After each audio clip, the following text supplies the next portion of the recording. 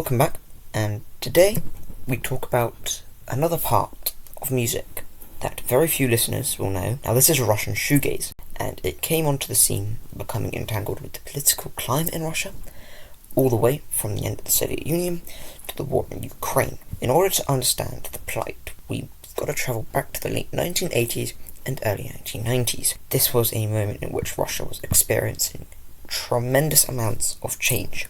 The Berlin Wall was already down, democracy had spread throughout Europe, and the collapse of the Soviet Union, which for so many decades had been so tightly controlled, was underway. It was an instant of uncertainty, anxiety and hope, all rolled into one. Now, during this time, the shoegaze scene was rising in other parts of the world. Artists such as Mud Bloody Valentine and Slowdive were working within this sound, which is described as being distant and almost dreamlike. When this sound finally reached Russia, it did so at a point which the whole of Russia was reinventing itself. Also, because of this, Russian shoegaze did not emerge merely as an underground scene. It also appeared to be something more personal. It was almost a passive way of working through the political unrest and the feeling of being alive during the rewriting of history.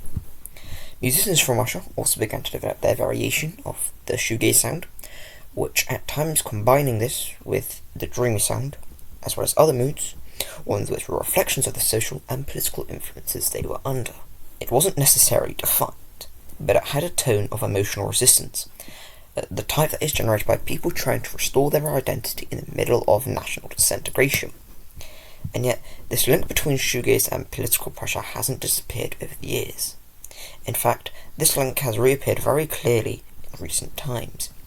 Take Pink Shiny Ultra Blast, which is one of the most internationally renowned shoegaze groups in Russia. They were vocal about opposing the war in Ukraine on social media platforms. Now, shortly after, their postings vanish.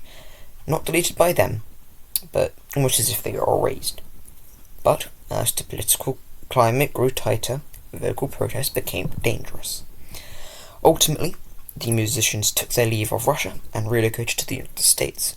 It was too dangerous to remain within the country and speak so freely against the war.